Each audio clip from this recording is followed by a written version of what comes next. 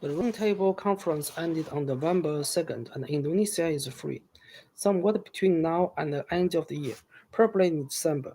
Holland will solemnly transfer the sovereignty of the former Netherlands East India to the Republic Indian Secrets, or Republic of the United States of India. It will do so unconditionally and irrevocably. Most of the Indonesia delegates to the conference has returned home, taking with them a draft charter for the transfer of sovereignty, a draft constitution for Indonesia, and a draft state for the Dutch Indo-Union. What is they are really talking with? What did they leave behind? And what did they face on their return on Indonesia? Of the two documents, two was drafted by Dutch and Indonesia.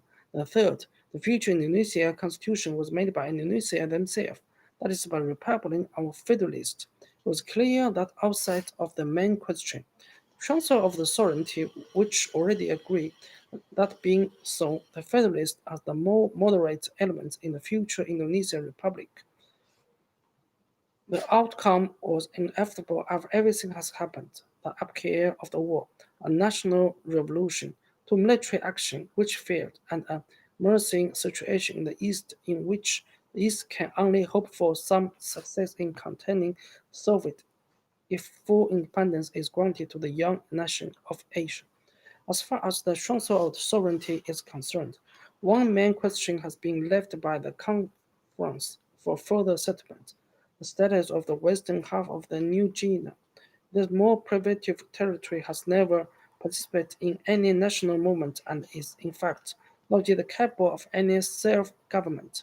The Dutch hesitate to transfer it as authoritarian colony to the inexperienced administration of Indonesia. On the other hand, Indonesia, for reasons of prestige, can hardly live in a mere air between Holland and Indonesia.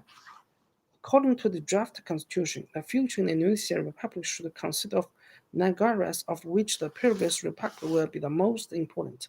The Popular Assembly, 75 of the 150 members will be Republican, and now the Republican President Suharto will be president of the new republic too. The federal Nara will be able to check part of the republic power in the Senate, in which each Nagara will have two members, and in the newly created institution of three people from all over Indonesia who will together recommend a prime minister and a list of cabinet ministers to the president. The old Republican national hymn, in red, white flag and its language, Bahasa Indonesia will be taken over by a new republic and indicate what's linked to the new federal state will, as unusual after national revolutions, beguiled by more radical wing, the review of the Naraga of East Sumatra, at the last moment to initial the draft constitution on account of territory question might be a sign of future conflicts between the partners in the federation. General elections will be held throughout Indonesia within a year. Then a constitution assembly, consisting of a popular assembly and a senate, both with double numbers, will draw up a constitution to replace the present provincial arrangement. The former Netherlands Indian contained a number of semi-autonomous states bound by special treaty with the Dutch government. They were much the same as the native state in India, and although the draft constitution of the nation stipulated their treaties with the Dutch will simply be replaced by treaties with new government, it's probably that, like their counterparts in India, will tend to associate themselves closer to the new republic. The Dutch Indian Union is set up without the superstructure which many Dutchmen has still hoped for.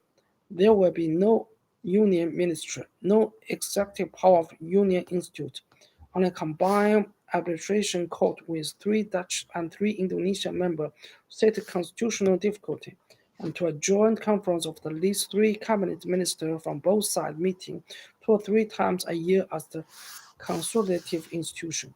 No except of cooperation is excluded. On the contrary, the Indonesians has expressly said they hope for a large amount of union cooperation.